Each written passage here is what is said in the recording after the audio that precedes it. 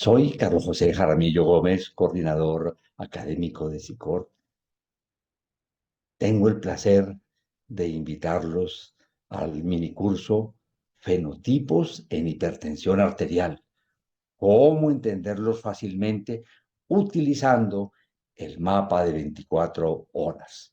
Es un producto después de una investigación y afinamiento de conocimientos que el doctor Dagnóvar Aristizábal Campo, nuestro director científico, nos tiene preparados. Muchos de ustedes tuvieron la oportunidad de hacer este curso de diagnóstico integral de la hipertensión arterial que sigue a disposición de todos ustedes. Aquí encuentran el enlace para poderlo ver si ustedes lo consideran. Después de este curso, hemos tenido publicaciones internacionales que dan soporte a lo que va a presentarse en este mini curso. Estas tres publicaciones internacionales dan un soporte muy valioso a este curso, donde vamos a entregarles un video que tiene tres módulos. Primero, cómo identificar fácilmente los fenotipos. Segundo, por qué es importante incluirlos. Y tercero, cómo personalizar el tratamiento de la hipertensión con los fenotipos hemodinámicos. Grata sorpresa es que dentro de un mes tendremos una sesión en vivo donde podremos discutir tres casos de pacientes reales donde se identificarán los fenotipos hipertensivos y su aplicación al manejo de sus pacientes. Esa fecha la deben recordar, martes 23 de abril a las 7 p.m. Los esperamos. Otra invitación que queremos hacerles es, en septiembre de este año se realizará el Congreso Mundial de Hipertensión Arterial, donde el doctor Dagnóvar Aristizábal es su presidente. Se realizará en Cartagena. Ojalá puedan estar acompañándolo y disfrutando de el espectáculo que es un Congreso Mundial donde hay más de 250 personalidades de la hipertensión arterial. Los esperamos el 23 de abril a las 7 de la noche. Hasta luego.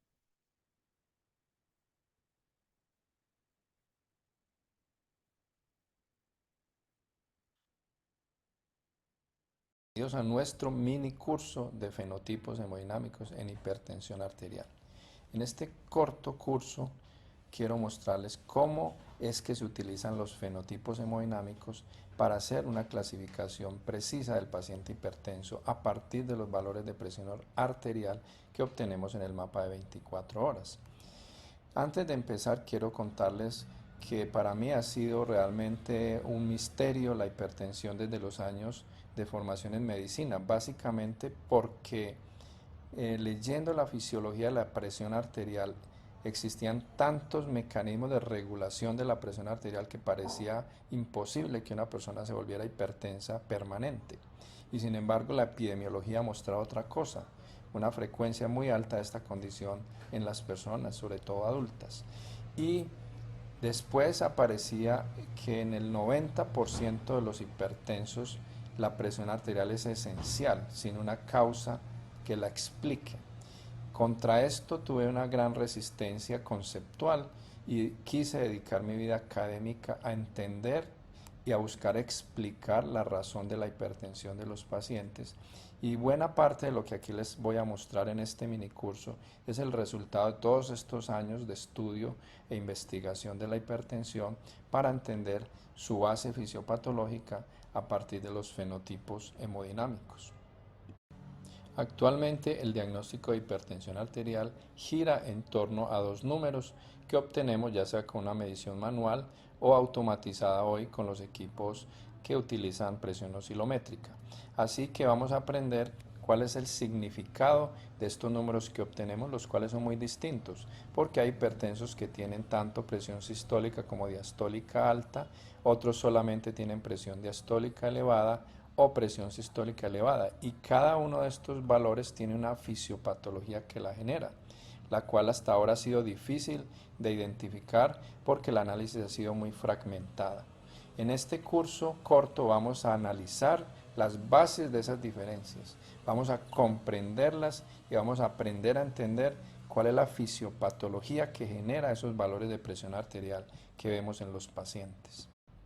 Para avanzar con claridad a lo largo de este minicurso, es importante tener claras las definiciones básicas. La primera es la presión arterial, que es la fuerza ejercida por la sangre sobre la pared de los vasos al pasar por ellos. En este esquema que está aquí, ustedes ven que es una fuerza esquematizada por estas flechas que se hace en forma radial sobre la pared arterial, en este caso de la aorta, pero es así a lo largo de los demás vasos arteriales. Esta fuerza depende, por un lado, del gasto cardíaco que se está generando en el ventrículo izquierdo y del volumen que sale hacia la aorta, pero también por la resistencia que ofrecen los vasos de la microcirculación al flujo. Entonces, estas dos fuerzas antagónicas generan el valor de presión arterial sobre la pared arterial.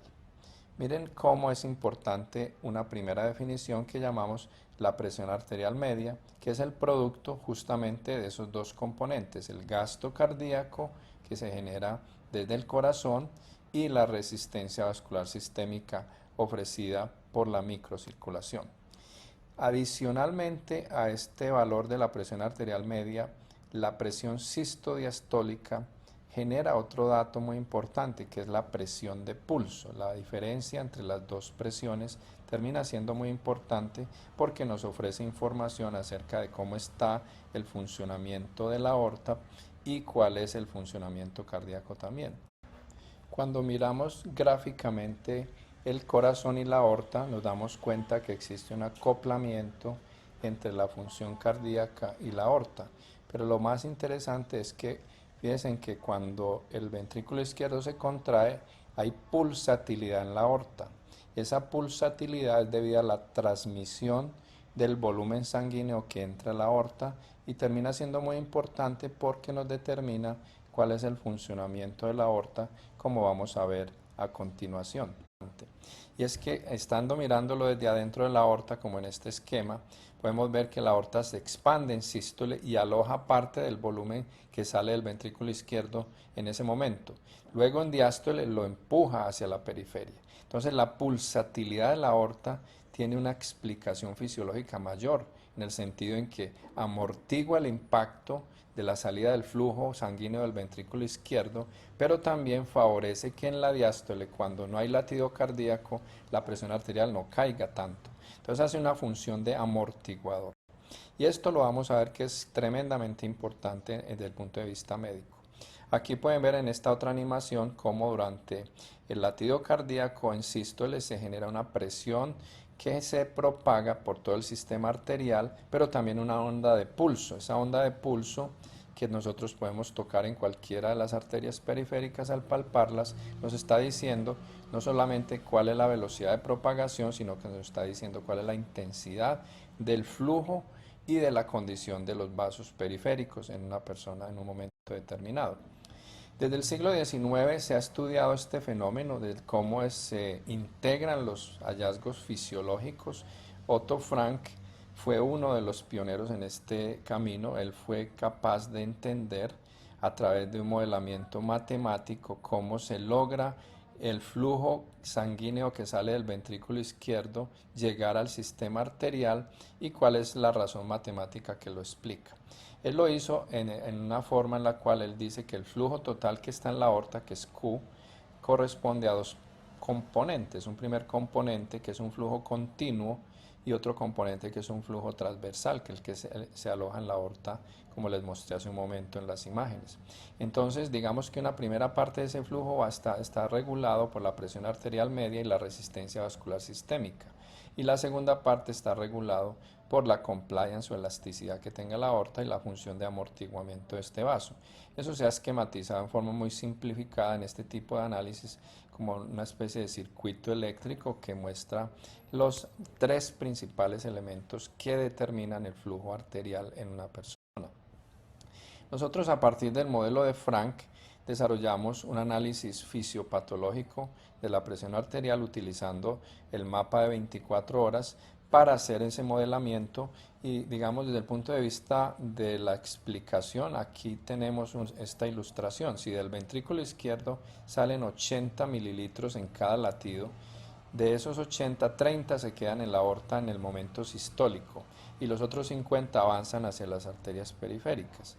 Luego en diástole esos 30 van a ser empujados hacia la periferia y hacen que se sostenga un valor de presión diastólica adecuado. Esa es la función que tiene la aorta desde el punto de vista mecánico y lo que se llama la función de compliance o distensibilidad de la aorta, que es esa capacidad de alojar volumen en sístole y luego empujarlo en diástole bajo el efecto de amortiguador que les he mencionado en otro momento. ¿Cómo se logra entender esta dinámica utilizando las presiones arteriales? Se requiere que se tenga la onda de pulso. Hay varios métodos por los cuales uno puede obtener el contorno de la onda de pulso y haciendo una integración de esta zona gris que corresponde al tiempo sistólico del ventrículo izquierdo, podemos saber cuál es el volumen de sangre que salió hacia la aorta en ese momento. Nosotros utilizando métodos matemáticos hicimos todo un diseño para calcular ese valor a partir de las presiones arteriales que obtenemos en el mapa. Usamos una cosa que se llama el método del trapezoide, en el cual basamos nuestro hallazgo en las presiones arteriales media y en la presión sistólica promedio del mapa para calcular con esto lo que llamamos la presión sistólica media. Esa presión sistólica media es una medida de la transferencia de volumen a la aorta en términos de presión arterial y nos sirve para estimar el volumen latido de ese paciente. Una vez tenemos ese volumen latido, los otros cálculos hemodinámicos son bastante directos porque si lo multiplicamos por frecuencia cardíaca tenemos el gasto cardíaco y luego a partir del gasto y la presión arterial media calculamos la resistencia vascular sistémica. Esta que está acá es nuestra fórmula matemática para poder obtener el volumen latido a partir de los valores promedios del mapa de 24 horas.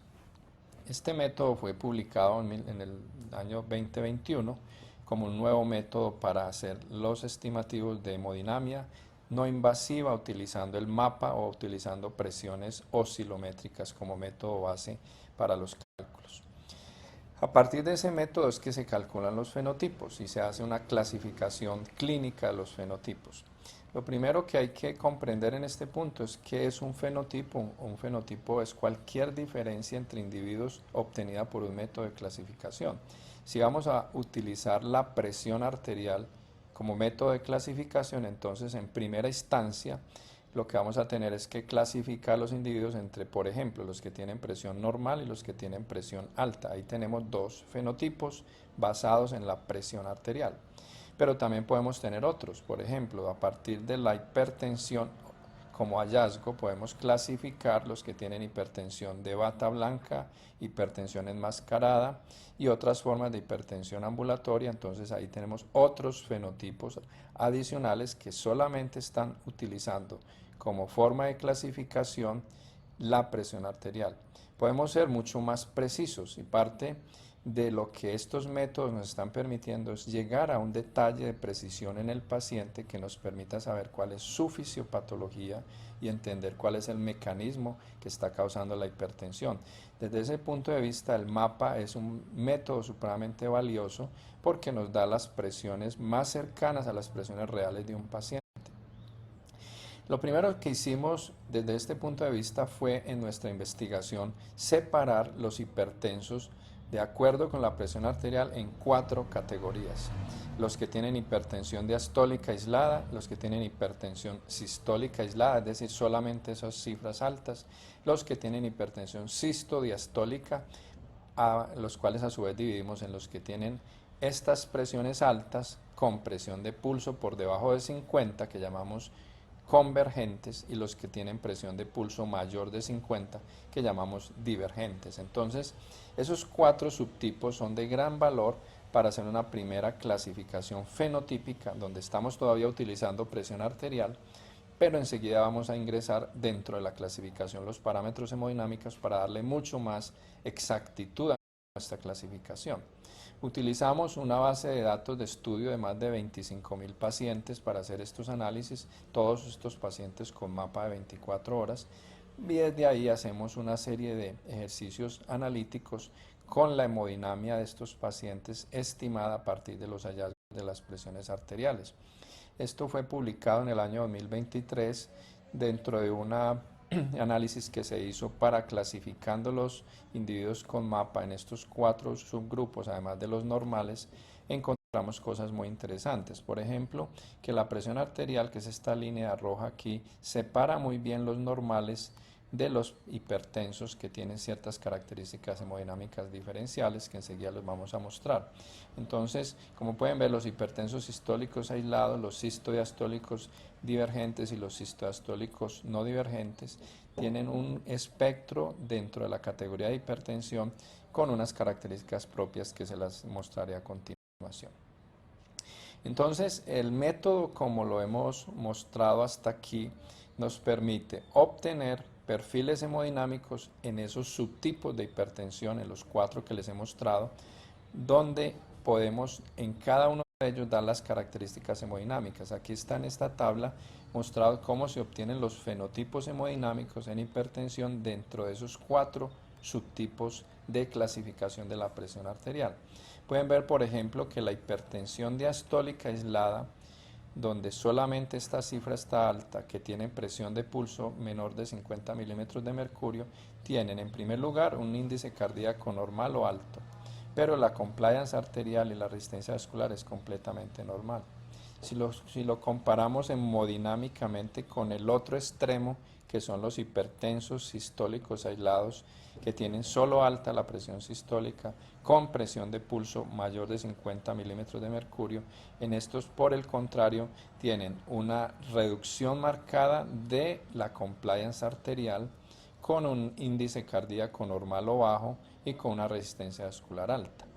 En los otros 2 grupos sistodiastólicos hay parámetros hemodinámicos intermedios, pero miren que hemos podido agregar mucho más precisión diagnóstica sobre los hallazgos de la cifra de presión arterial del MAPA a partir de las caracterizaciones hemodinámicas que estas personas tienen. Vamos a ilustrarlo con estos ejemplos donde vamos en cada uno de los subtipos mostrando las diferencias hemodinámicas. Pueden ver aquí, por ejemplo, en la hipertensión diastólica aislada en este mapa, donde la presión de pulso es 35, las características hemodinámicas que tienen estos individuos hipertensos diastólicos aislados es que tienen habitualmente un índice cardíaco alto, con una compliance arterial normal y una resistencia vascular sistémica también normal. Si lo contrastamos con el otro caso, que tiene una presión sistólica aislada, con presión de pulso bastante alta en este ejemplo, podemos ver que lo que caracteriza hemodinámicamente a estos individuos es una notable reducción en la distensibilidad o compliance del sistema arterial, de la aorta y los grandes vasos, pero por el contrario tienen un índice cardíaco normal, ligeramente disminuido en algunos casos. Los hipertensos sistodiastólicos convergentes, como en este caso que tienen presión sistólica y diastólica altas, con los otros parámetros en condición normal, pueden ver que tiene una presión de pulso bajo 50 milímetros de mercurio, en este caso 43, y hemodinámicamente la mayor característica de estos individuos es que tienen un índice cardíaco alto con una compliance arterial normal, pero con una resistencia vascular sistémica alta.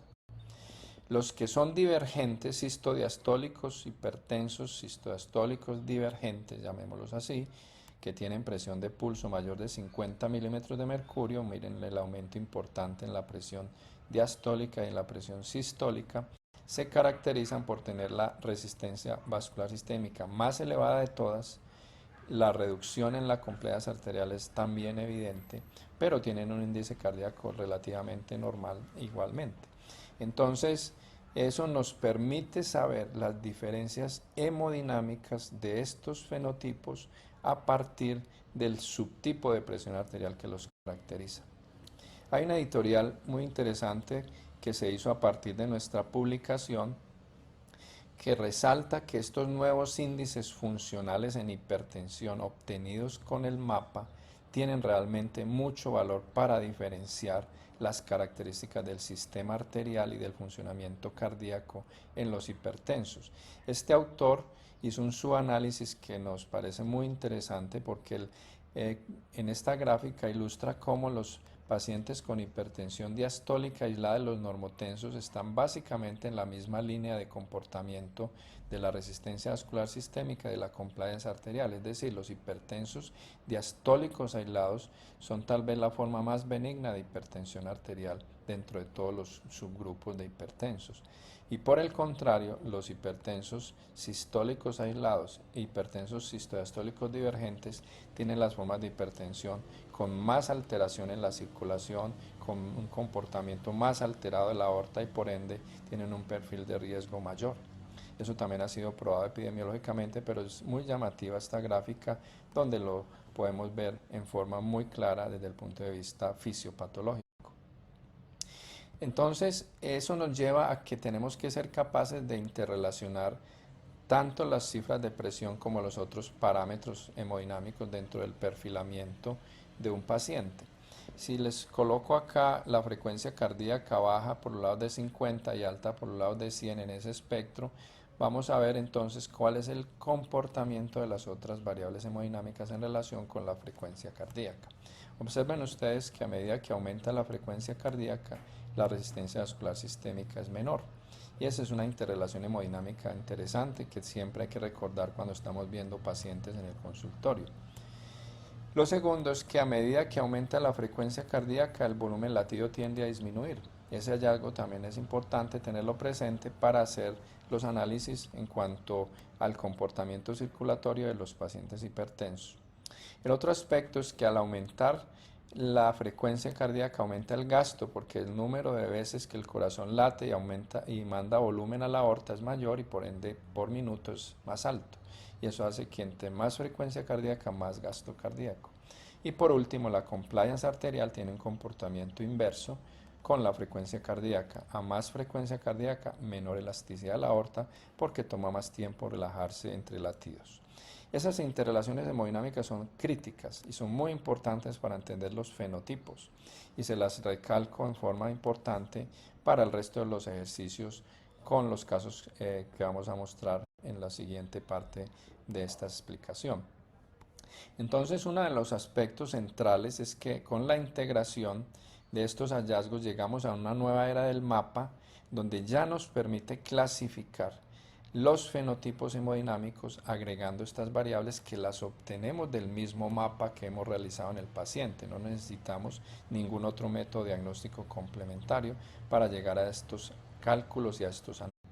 Miremos este ejemplo donde podemos ver un mapa de un paciente donde se observa que existe hipertensión diastólica importante, también hay elevación de la presión sistólica, tiene un descenso circadiano presente y tiene un comportamiento inicial y final apropiados, donde además vemos que hay un aumento en la frecuencia cardíaca promedio, tanto diurna como nocturna. Si observamos está desde el punto de vista diagnóstico con una hipertensión diastólica aislada por los promedios de 24 horas, también tiene esa hipertensión diastólica durante el día y la noche. Pueden ver que la carga de presión diastólica es bastante mayor y por lo tanto es lo que comanda los hallazgos de este paciente. Es decir, desde el punto de vista de los subtipos que hemos hablado, tiene un subtipo de hipertensión diastólica aislada. A eso le hemos agregado todos los otros datos hemodinámicos. Todos estos parámetros que están aquí son obtenidos a partir de los promedios y valores de presión obtenidos en el mapa de 24 horas, donde ustedes pueden sintetizarlo de la siguiente manera. El perfil hemodinámico de este paciente nos muestra, en primer lugar, que tiene una presión arterial media alta de 103 milímetros de mercurio, pero también tiene un gasto cardíaco e índice cardíaco altos, en razón principal por el aumento de la frecuencia cardíaca observada y adicionalmente existe una hiperactividad simpática sobre el corazón que respalda estos cambios cardíacos que generan la hemodinamia observada. Por otro lado, la resistencia vascular sistémica es normal en este paciente. Ahí pueden ver claramente el perfil que se puede lograr desde el punto de vista fenotípico a partir de los parámetros derivados con los hallazgos del mapa. Entonces entramos en una nueva era en la cual la hipertensión arterial se clasifica mucho mejor a partir de estos fenotipos y además de los fenotipos basados en presión arterial, que siempre han existido, le estamos agregando los fenotipos hemodinámicos basados en estos 5 grupos o 5 grandes fenotipos fisiopatológicos, como los hemos llamado. Estos 5 fenotipos fisiopatológicos son, en primer lugar, el cardiogénico, del cual mostré un ejemplo hace un momento, donde se aumenta la frecuencia cardíaca y también el índice cardíaco por estimulación simpática cardíaca predominantemente. En segundo lugar está el neurogénico, donde existe una respuesta periférica aumentada tanto a nivel cardíaco como vascular, lo que incrementa no solamente el índice cardíaco, sino la resistencia vascular sistémica y corresponde a una estructura distinta fisiopatológicamente hablando. El tercer fenotipo fisiopatológico es el volumétrico, donde lo que encontramos en este caso es un aumento en el volumen arterial, tanto en la aorta como distalmente, y en el retorno seguramente también el volumen está incrementado por factores relacionados con el manejo volumétrico a nivel renal, lo que incrementa el volumen latido, la presión de pulso y en general la resistencia vascular sistémica. El cuarto fenotipo fisiopatológico es el de vasoconstricción arteriolar, en el cual existe un aumento en el tono a nivel de la microcirculación por vasoconstricción arteriolar mediada por endotelina, por angiotensina 2, norepinefrina y otros factores que regulan el tono vascular. El último fenotipo fisiopatológico es el de rigidez arterial, donde el fenómeno fisiopatológico está centrado en la aorta y los grandes vasos, lo que al aumentar la velocidad de onda de pulso genera alteraciones mecánicas, no solamente cardíacas, sino sobre el sistema arterial. En estos casos, el efecto detrimente se da generalmente porque la presión sistólica se incrementa en forma sustancial. Como pueden ver, hemos podido llegar a una clasificación fenotípica fisiopatológica utilizando el perfil de presiones arteriales de un mapa de 24 horas, al cual agregándole los parámetros hemodinámicos y una identificación de las características fisiopatológicas que están rodeando la hipertensión de cada paciente, nos permite configurar muy bien no solamente un diagnóstico inicial del estado fisiopatológico, sino que nos permite identificar qué componentes priman en la hipertensión de sus pacientes y por ende nos da una orientación terapéutica para la toma de decisiones en relación a qué tipo de manejo darle a estas condiciones. Espero haya sido claro esta primera fase del estudio de lo que son los fenotipos, porque la necesitamos en forma importante para lo siguiente que vamos a hacer, que es ver su aplicación clínica, tanto desde el punto de vista diagnóstico como desde el punto de vista terapéutico en un paciente hipertenso, utilizando esencialmente el mapa de 24 horas como recurso diagnóstico. Muchas gracias. ¿Has comprendido los distintos elementos fisiológicos y fisiopatológicos que nos han permitido llegar a identificar estos fenotipos hemodinámicos con implicación fisiopatológica? Ahora nos vamos a centrar más en lo que estos desarrollos diagnósticos nos han permitido.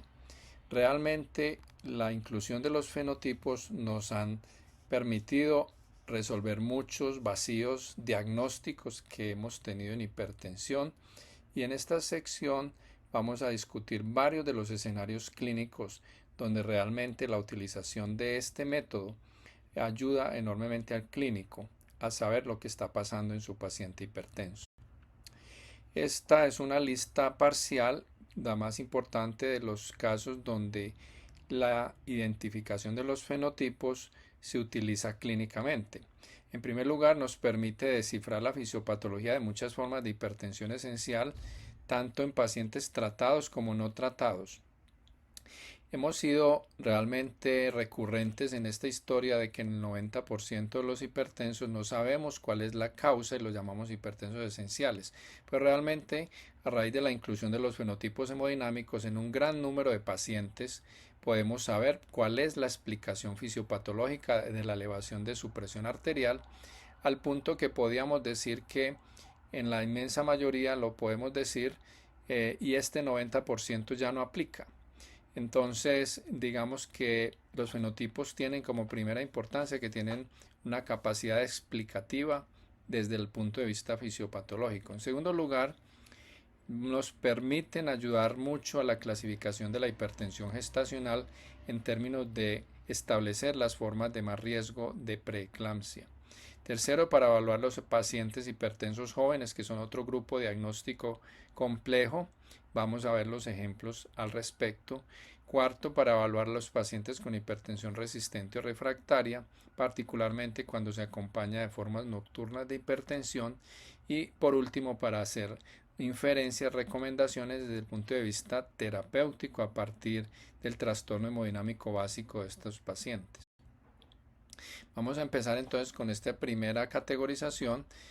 Hace un momento les describí cuáles son los 5 grandes fenotipos. La importancia que tiene identificarlos es que estos grandes fenotipos hemodinámicos hipertensivos tienen diferencias fisiopatológicas muy genuinas y los hemos podido ir extractando a medida que el método lo estamos utilizando desde el punto de vista diagnóstico en los pacientes.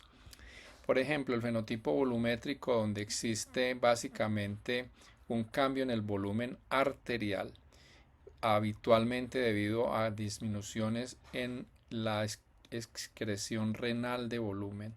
Generalmente se acompaña de un aumento en el volumen latido, más presión de pulso y una resistencia vascular sistémica alta, pero con una velocidad de onda de pulso normal. Inmensamente en la mayoría de los pacientes vemos ese hallazgo. El segundo escenario es el que tiene el fenotipo cardiogénico centrado con su efecto a nivel de la respuesta cardíaca, que cursa con un índice cardíaco aumentado. Generalmente el volumen latido es normal o puede estar aumentado igualmente, pero habitualmente hay frecuencia cardíaca alta. Los barorreflejos suelen estar comprometidos en algunos de estos pacientes, pero la resistencia vascular sistémica es normal.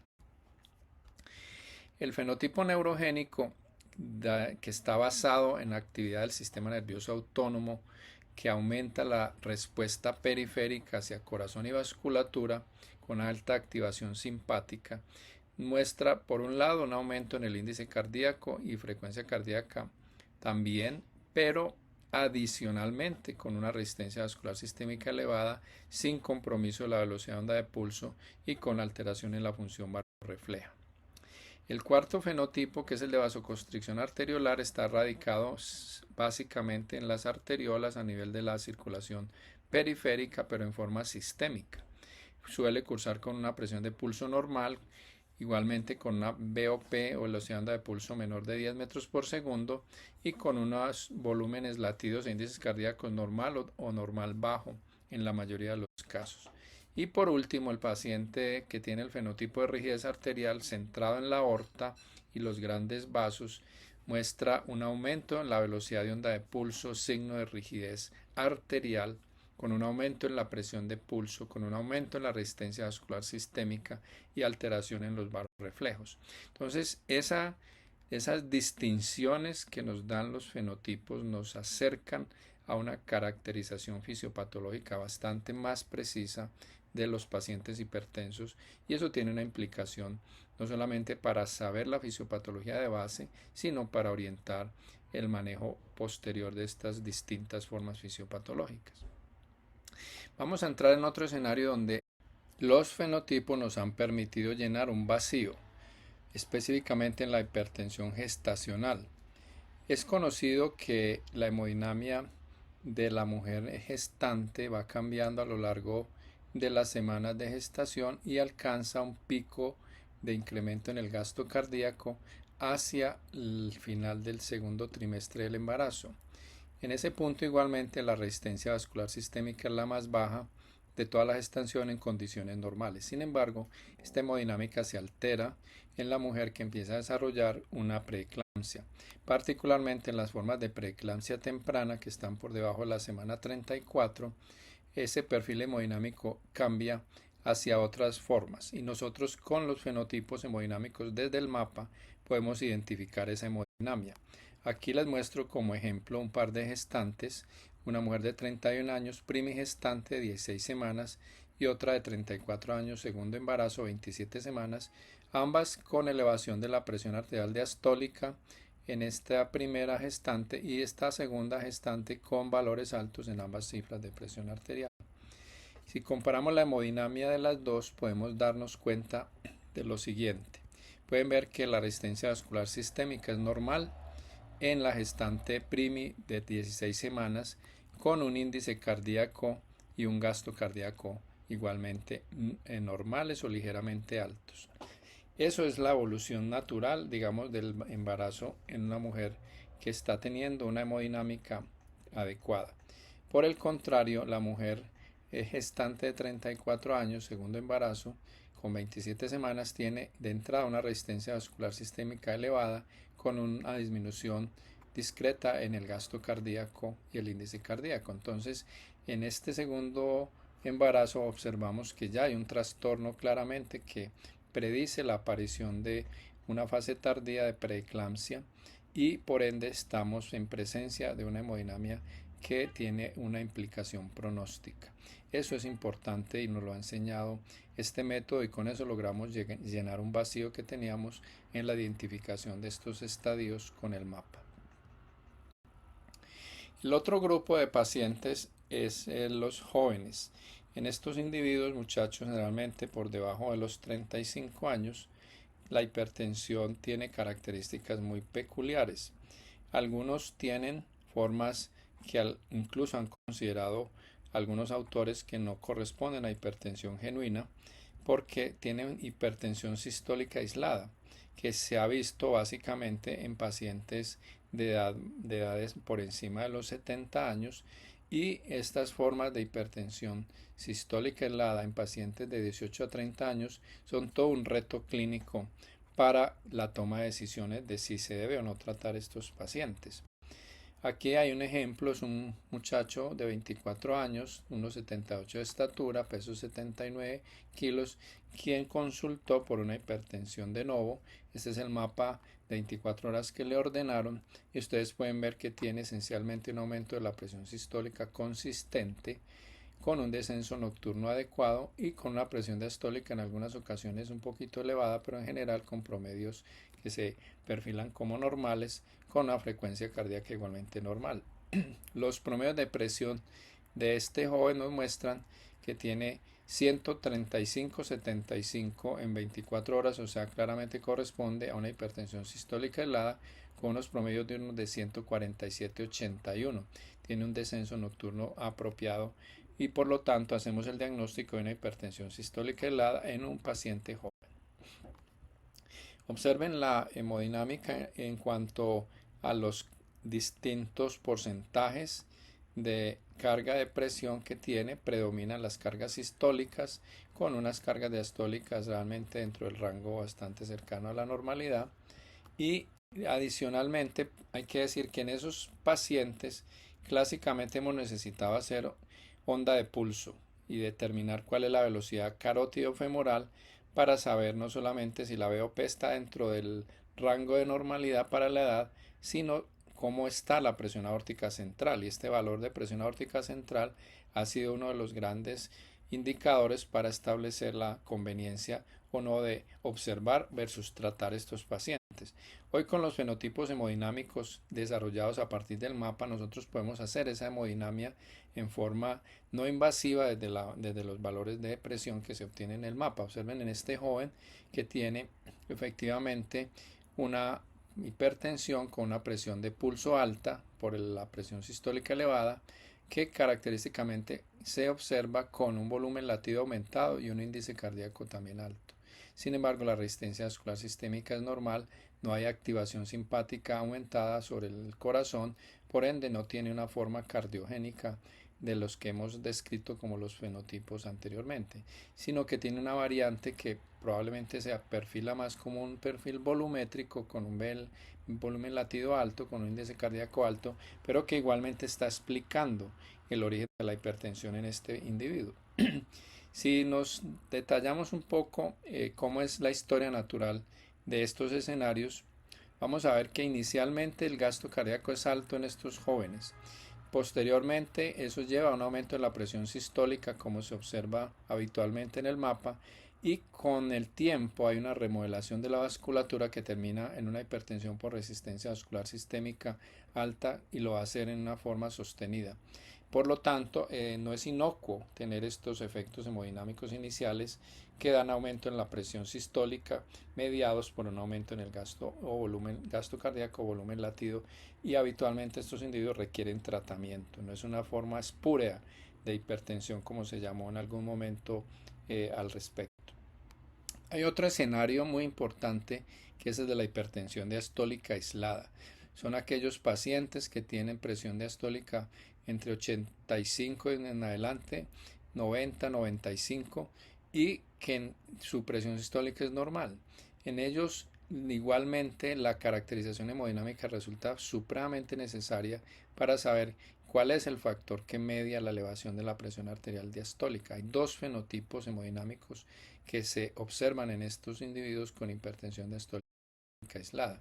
Recuerden que esto corresponde a uno de los subtipos que hablamos hace un rato en la presentación y que claramente tienen un perfil hemodinámico muy característico con una presión de pulso por debajo de 50 milímetros de mercurio en contraposición con otras formas o subtipos que ya hemos descrito.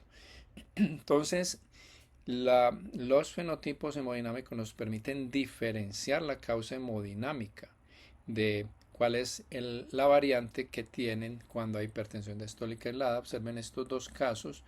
Un hombre de 34 años con una presión en el consultorio de 140/99 no tratado, a quien se le realizó este mapa, en contraposición con esta mujer de 49 años, 128/93 en el consultorio, también sin tratamiento. Ambos mapas muestran una hipertensión diastólica con el descenso nocturno conservado, aquí igualmente, y en uno de los ejemplos, el del hombre de 34 años, hay un aumento en la frecuencia cardíaca en forma significativa diurno, en contraposición con la mujer de 49 años, donde la frecuencia cardíaca es normal tirando a bajita en la mayoría de los registros que se obtuvieron. Observen los promedios. Este paciente tiene 123/86, mientras que el de la derecha tiene 119/83.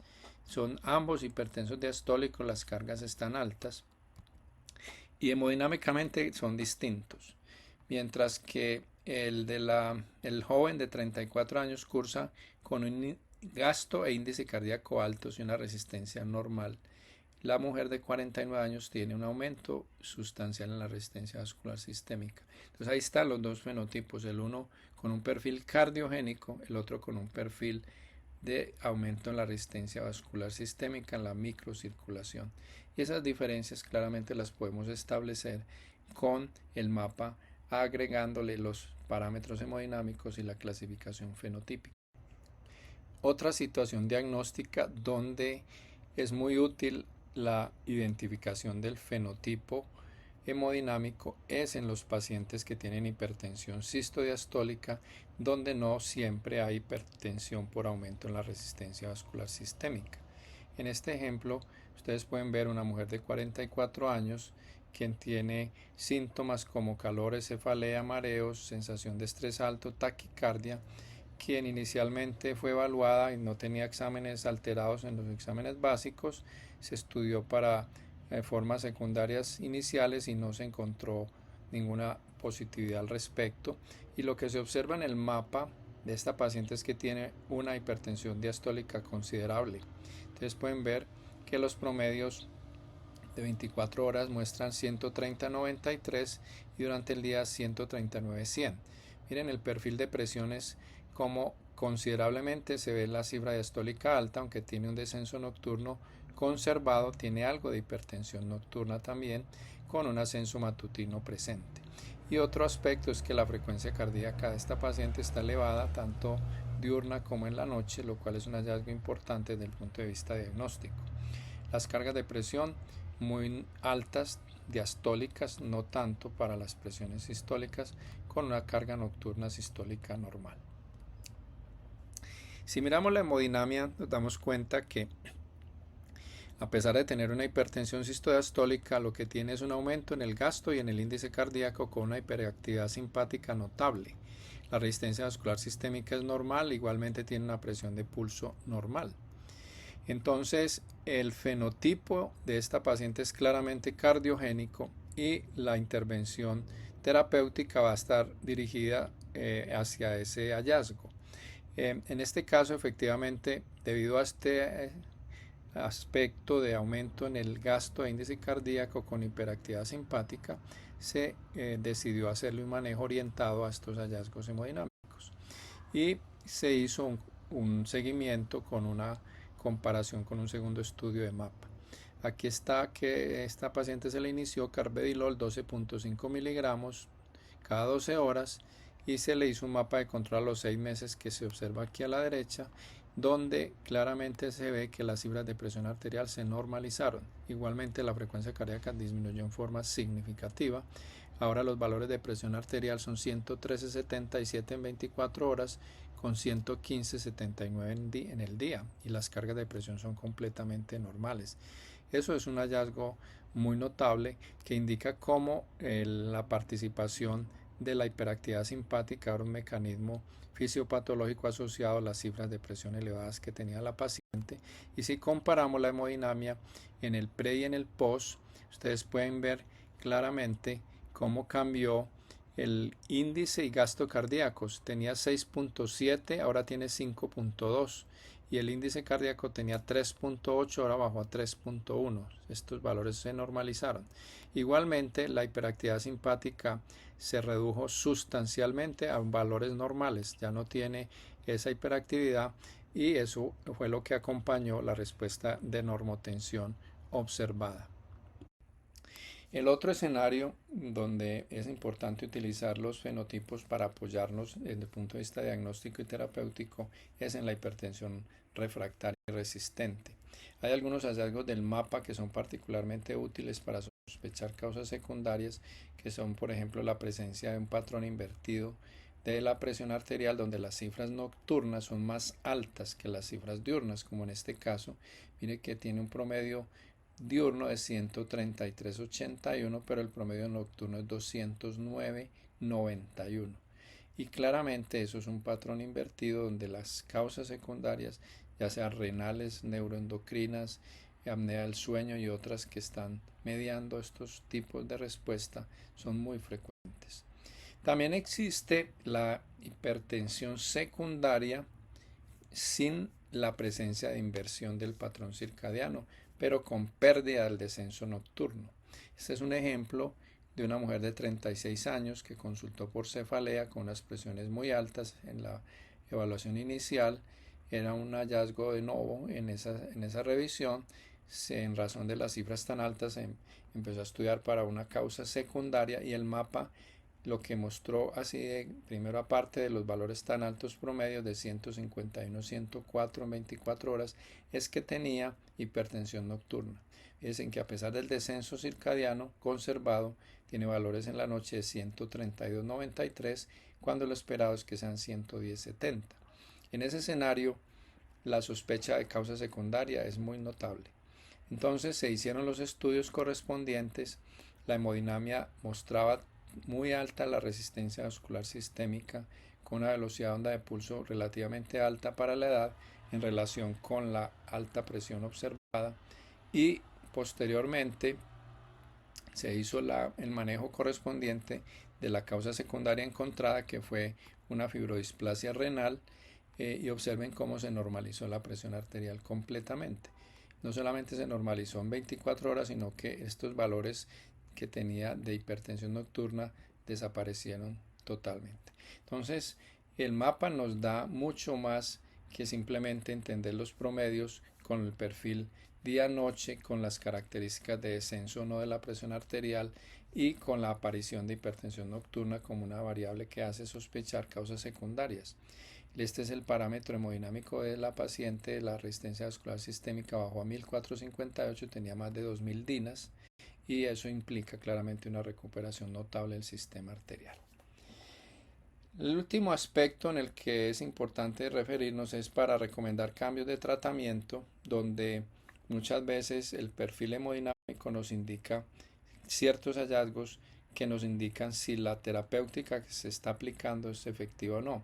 Esta es una mujer de 73 años, hipertensa de larga evolución, que está siendo tratada en el momento con los sartán 100 miligramos y carvedilol 12.5 miligramos cada 12 horas.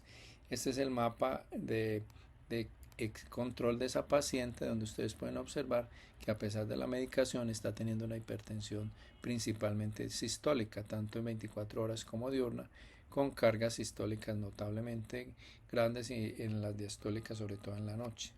Si miramos hemodinámicamente, lo que tenemos es que a pesar de la medicación, la paciente mantiene una resistencia vascular sistémica alta de 1634 dinas, siendo lo normal hasta 1300. Igualmente tiene una rigidez arterial por una velocidad onda de pulso de 10 metros por segundo.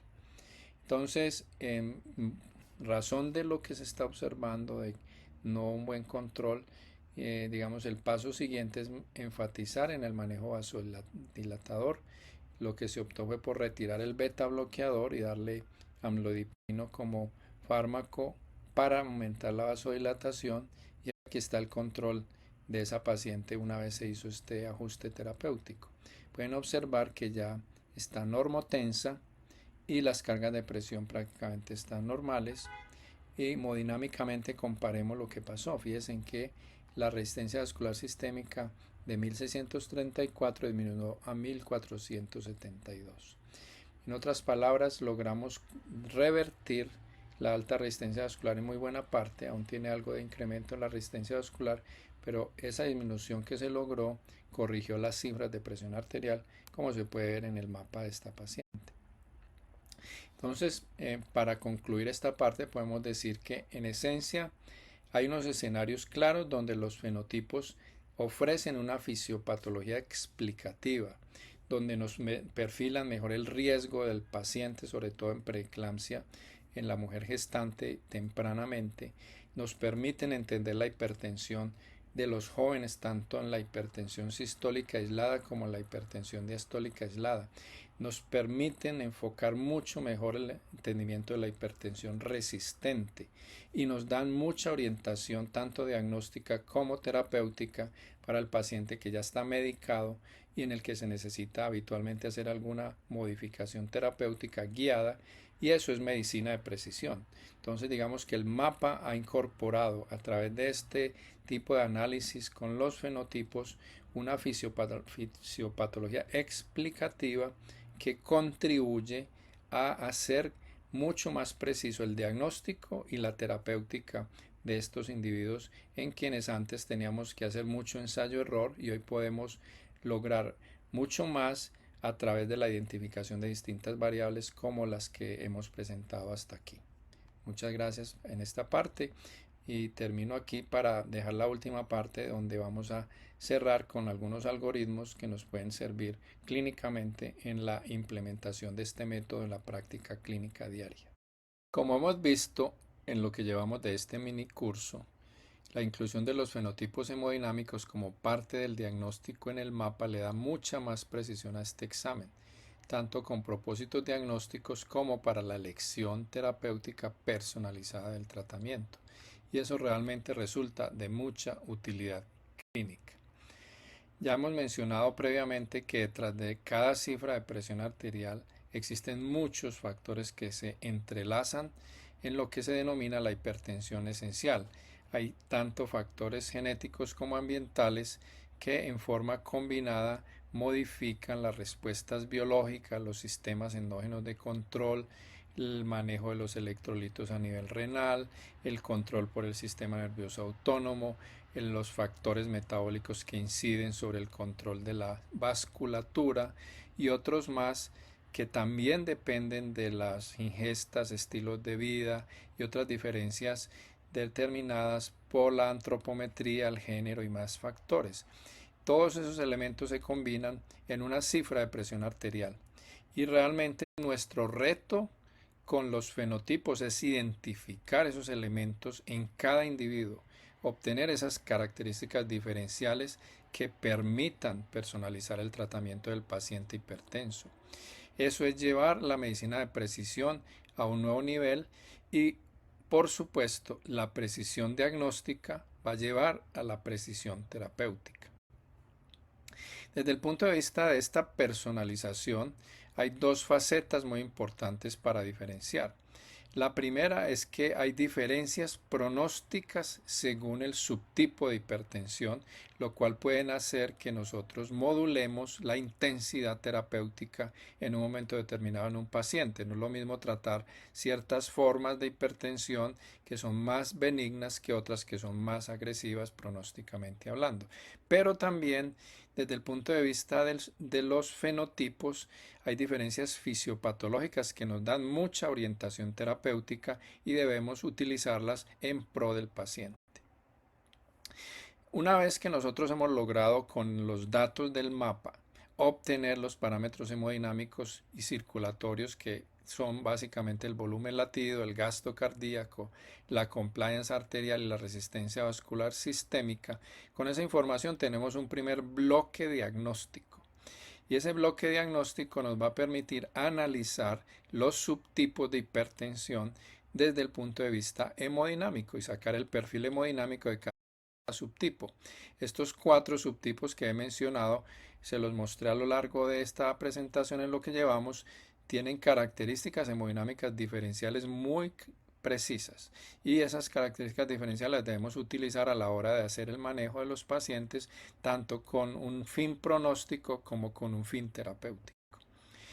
Pongo como ejemplo la hipertensión diastólica aislada porque, como ustedes recuerdan en lo que llevamos, es la forma de hipertensión que tiene una característica hemodinámica más cercana con las formas de normotensión, es decir, es bastante benigna en las fases, digamos, tempranas, alrededor de 90 milímetros de diastólica con una presión sistólica normal, porque básicamente tienen un aumento del gasto cardíaco e índice cardíaco, pero la resistencia vascular es normal, la compliance arterial es normal, está generalmente en personas jóvenes.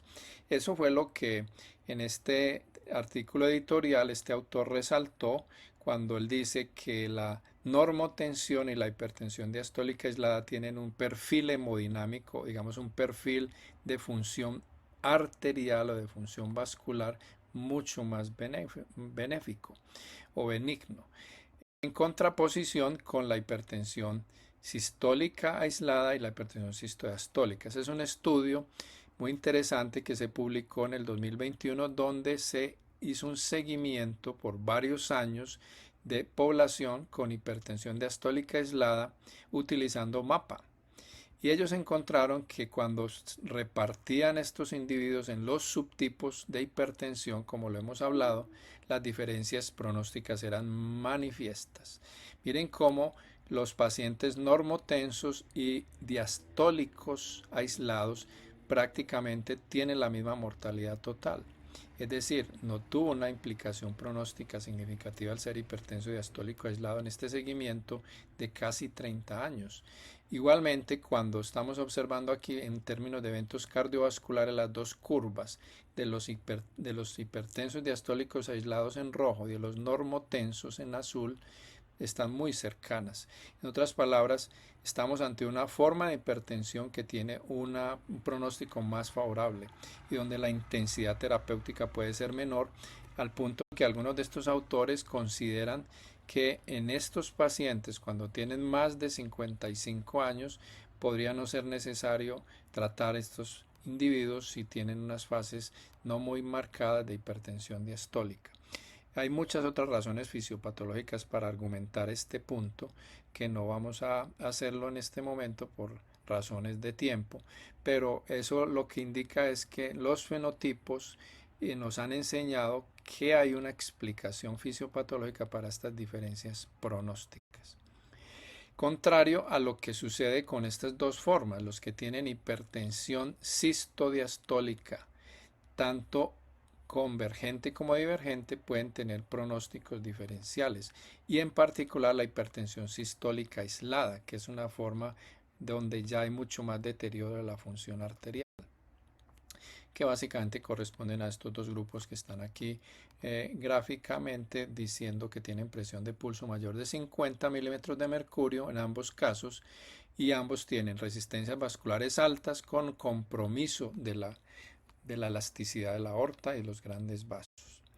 De nuevo, este autor lo muestra gráficamente, donde dice esos dos grupos de hipertensos sistólicos aislados y los hipertensos sistodiastólicos divergentes conllevan el mayor deterioro del sistema arterial, tanto desde el punto de vista de la resistencia vascular sistémica como del deterioro de la función elástica de la aorta, es decir, la compliance arterial.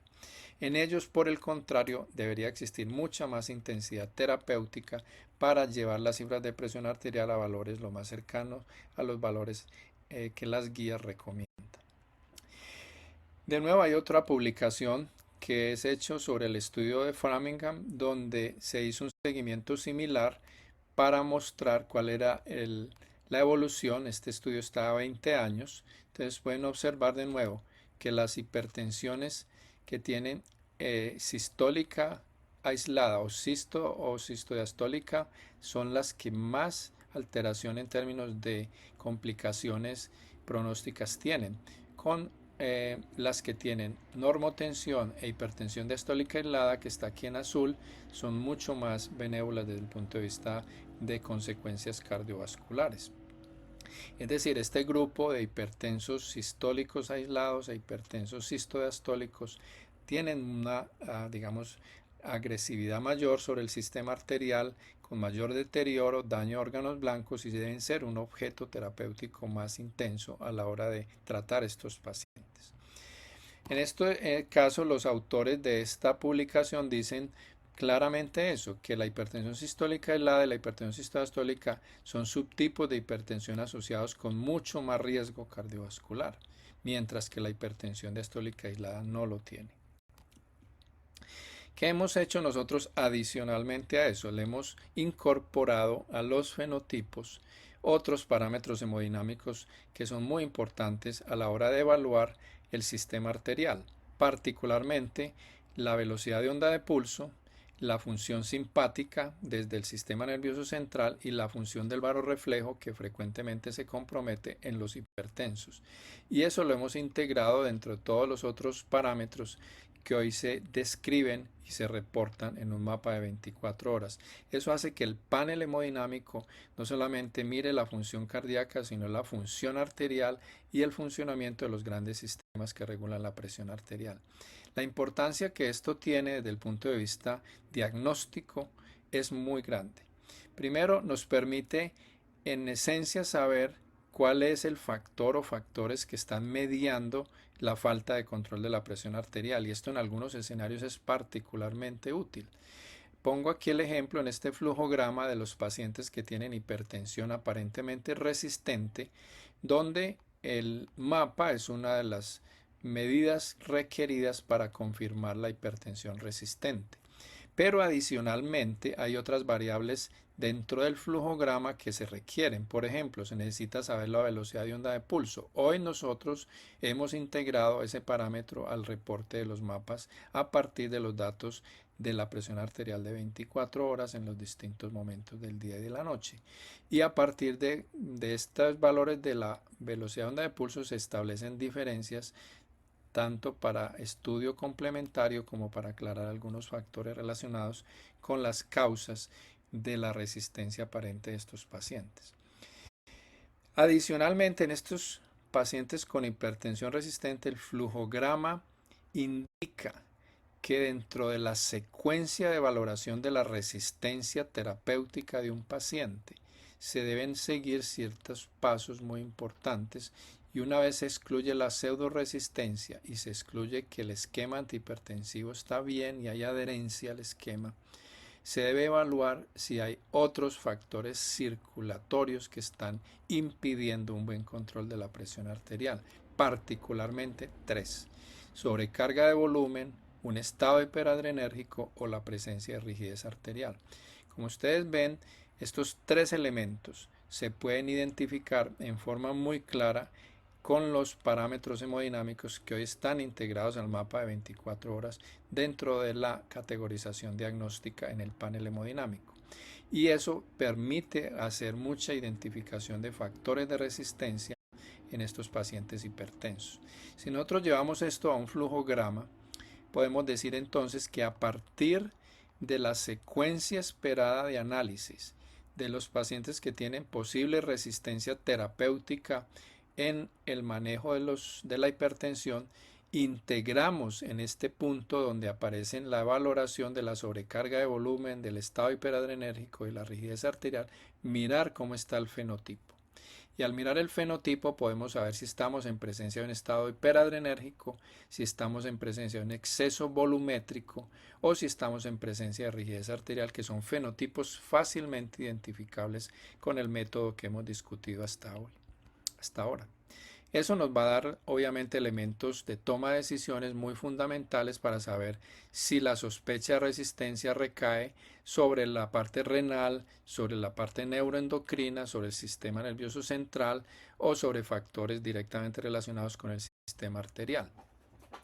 El otro punto importante donde este método se ha fortalecido a partir del uso del mapa con parámetros hemodinámicos es porque nos permite dar un flujograma para el manejo de la hipertensión sistólica aislada en los jóvenes. Miren que en este caso podemos identificar a partir de la presencia o no de aumento de índice de masa corporal en estos jóvenes la clasificación de los parámetros entre normalidad y anormalidad, si esta normalidad se da principalmente por aumento en el gasto cardíaco y la frecuencia cardíaca, el manejo terapéutico prefiere los beta bloqueadores, pero si lo que está elevado es la resistencia vascular, se prefiere los ARA2 o los calcioantagonistas. Entonces hay una clara distribución de cómo debe ser la orientación terapéutica en esos individuos jóvenes donde antes era muy difícil tomar una decisión sin los datos hemodinámicos.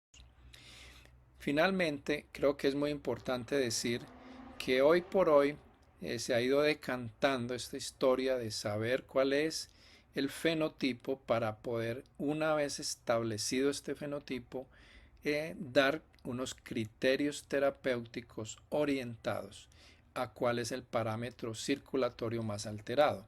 Entonces, en los fenotipos caracterizados por vasoconstricción se dan vasodilatadores. En los fenotipos caracterizados por volumen alto, con aumento del volumen latido cardíaco, presión de pulso alta, sin aumento en la actividad simpática, particularmente los diuréticos son un factor importante, diuréticos tiacídicos y los ARA2 como agentes que regulan también la excreción de sodio a nivel renal. En los individuos que tienen un fenotipo cardiogénico, con aumento en el gasto de índice cardíaco, con aumento en la actividad simpática cardíaca, frecuencias cardíacas de 80 o más latidos por minuto, los beta bloqueadores, particularmente los que tienen efecto vasodilatador, se prefieren y eventualmente los calcioantagonistas no dihidropiridínicos. Quienes presentan un fenotipo neurogénico con actividad simpática elevada, con resistencia vascular sistémica alta, de nuevo deben tener una mezcla donde aparezcan un beta bloqueador con efecto vasodilatador o el uso de medicamentos vasodilatadores con acción cardíaca como los ARA2 o los IECAS. Y por último, cuando existe rigidez arterial, particularmente en personas mayores de 65 años, el espectro farmacológico se centra sobre los ARA2, sobre los calcioantagonistas dihidropiridínicos y los diuréticos tiacídicos. De modo que los fenotipos nos van dando muchos elementos para no solamente hacer un diagnóstico apropiado, sino para hacer unas elecciones terapéuticas guiadas para estos pacientes. Hay unos elementos de manejo no farmacológico que están ingresando cada vez más en esta orientación, donde algunas prácticas y algunos tipos de ejercicio y de fortalecimiento, tanto de la actividad física como de cambios nutricionales, pueden aportar elementos terapéuticos al manejo de estos individuos en forma diferencial, y es algo que está en estudio dentro de las investigaciones que hoy se siguen. De manera que estamos llegando a un futuro en el cual la medicina de precisión que podemos dar con el mapa de 24 horas integrando los fenotipos hemodinámicos se complementa con la medicina basada en la evidencia, que hoy es la que siguen la mayoría de las guías médicas que utilizamos en la práctica clínica, pero progresivamente esta medicina de precisión nos va a permitir ser mucho más específicos en las elecciones terapéuticas a partir de la precisión diagnóstica que obtenemos en nuestros pacientes con estos métodos diagnósticos.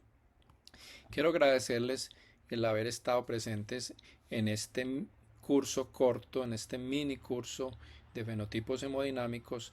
Traté de hacerlo lo más simple posible y lo más claro en términos de los aspectos que habría que cubrir para entender cómo aplicar los fenotipos hemodinámicos en la práctica clínica, y ilustrado con buenos ejemplos que nos permitan hacer uso de este tipo de diagnóstico que nos da más precisión en el cuidado de nuestros pacientes y que espero sea muy útiles en el día a día en su práctica clínica. Muchas gracias por su atención. Nuevamente, Carlos José Jaramillo Gómez, coordinador académico de SICOR. Espero que hayan aprendido inmensamente con esas 3 unidades del curso, del mini curso de reconocimiento de los fenotipos hipertensivos y su aplicación. Pues no se olviden que el martes 23 de abril a las 7 p.m. tendremos una sesión sincrónica, una sesión en vivo, discutiendo 3 casos de pacientes reales donde se identificarán los fenotipos hipertensivos y las decisiones que se tomarán con estos perfiles identificados. Los esperamos. Nuevamente, no olviden el Congreso Mundial de Hipertensión que se realizará en Cartagena del 19 al 22 de septiembre de este año, donde el doctor Dagnóvar Aristizábal es su presidente. Los esperamos el 23 de abril a las 7 de la noche, con muchas preguntas y con una participación muy activa de parte de ustedes. Hasta pronto.